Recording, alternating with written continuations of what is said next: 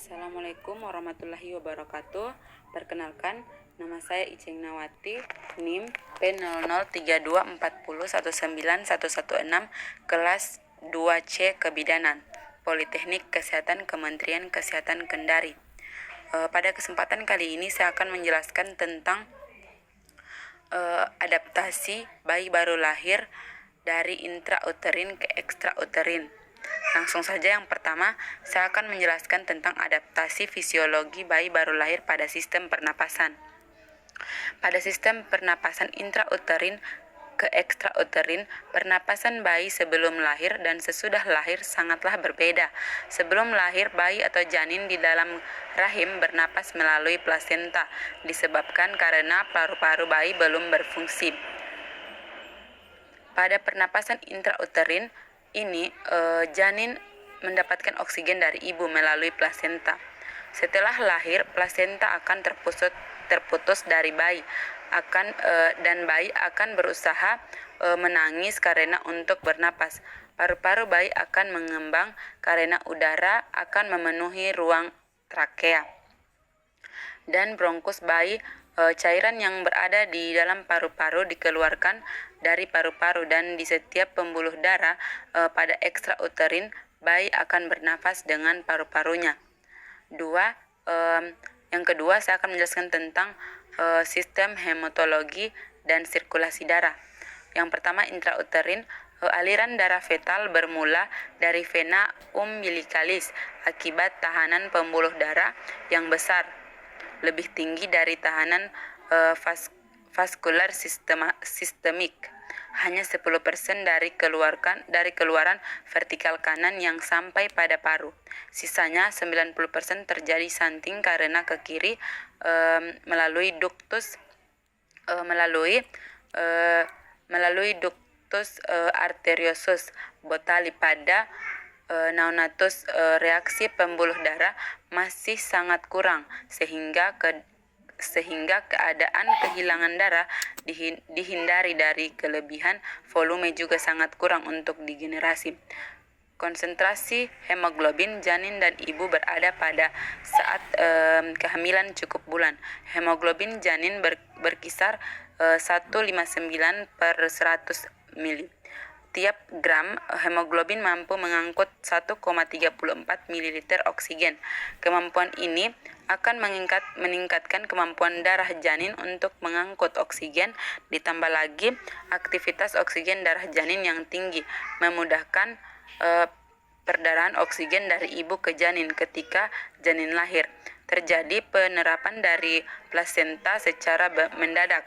Saat umbilical dipotong, dijepit, tekanan atrium kanan menjadi rendah.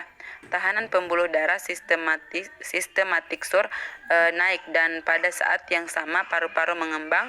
Tahanan vaskuler baru menyebabkan penutupan foramen ovale. Ini akan menutup selama beberapa minggu. Aliran darah dari ductus arteriosus Botali berbalik dari kiri ke kanan.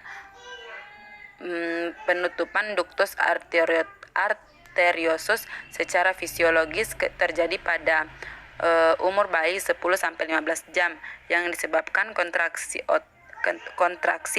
otot polos pada akhir arteri pulmonalis, dan secara otomatis pada usia 2-3 minggu. Tekanan sistematik antara 60-130 mmHg. Frekuensi nadi bayi rata-rata 120 kali per menit dengan tekanan darah sekitar 80/60 mmHg. Kemudian saya akan menjelaskan lagi tentang adaptasi fisiologi bayi baru lahir pada sistem imunitas. Pada sistem imunitas intrauterin, antibodi dari ibu melalui plasenta, dan pada usia 20 minggu janin mengandung IgA, LGG, LGE. Kemudian pada ekstrauterin, ketika bayi lahir, bayi akan memiliki LGLA lebih banyak agar kebal terhadap penyakit menular tertentu, dan akan hilang sampai beberapa bulan sampai bayi mendapatkan vaksin dari luar. Kemudian yang keempat, saya akan menjelaskan tentang adaptasi fisiologi bayi baru lahir pada sistem gastrointestinal. Pada sistem gastrointestinal, perubahan yang terjadi pada sistem gastrointestinal pertama, dalam intrauterin pada 26 minggu, enzim sudah terbentuk meskipun amilase baru nyala atau janin meminum air ketuban dan akan tampak gerakan pristik usus protein dan cairan amnion yang diterapkan akan menghasilkan mekanium di dalam usus. Mekanium ini akan tetap tersimpan sampai partus kecuali pada kondisi hipoksia dan stres, dan tampak cairan amnion bercampur dengan meselium. Sebelum lahir, janin cukup bulan akan mulai menghisap dan meminum. Kemudian pada ekstrauterinnya, ketika bayi lahir, bidan langsung melakukan IMG atau pemberian ASI selama 4 jam setelah lahir, karena kemampuan bayi baru lahir cukup bulan untuk menelan dan menerima makanan selain susu masih terbatas. Refleks gumah dan refleks batas yang matang sudah terbentuk baik pada saat lahir.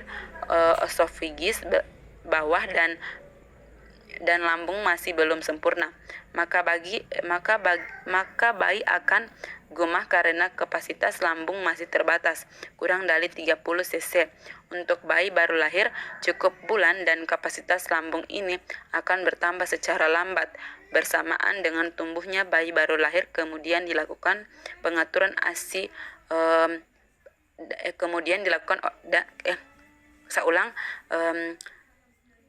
kemudian dilakukannya pengaturan ASI. Kemudian saya akan menjelaskan tentang adaptasi fisiologi bayi baru lahir pada sistem ginjal. Pada sistem ginjal intrauterin, adaptasi bayi baru lahir pada sistem ginjal. Bayi baru lahir pada 22 minggu akan tampak pembentukan korpuskel ginjal di zona juxtaglomerulis. Kemudian ginjal terbentuk sempurna pada minggu ke-36. Kemudian janin hanya mendapat 2% curah jantung yang mengalir ke ginjal. Sementara itu, tubuli juga mampu untuk memfiltrasi janin sebelum glomerulus berfungsi penuh. Kemudian janin menyambungkan cukup banyak volume untuk cairan amnion. Kemudian pada sistem ginjal ekstrauterinnya, oligohydramnion merupakan pertanda penurunan fungsi ginjal atau kelainan sirkulasi. Kemudian sistem urinasi mulai pada bulan pertama. Produksi urin pada janin dimulai antara masa gestasi 9 dan 11 minggu. Hal ini terbukti dengan ditemukannya hasil pemeriksaan komposisi cairan tubuh fetus yang normal. Ketika lahir, fungsi ginjal belum sempurna.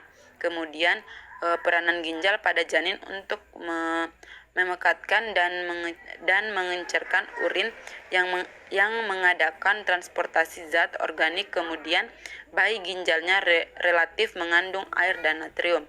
Bayi baru lahir mengekresikan sedikit urin pada 48 jam pertama kehidupan, seringkali hanya 30-60 ml saja. Mungkin itu saja yang dapat saya jelaskan. Kalau ada salah mohon dimaafkan. Wabillahi taufiq wal hidayah. Wassalamualaikum warahmatullahi wabarakatuh. Terima kasih.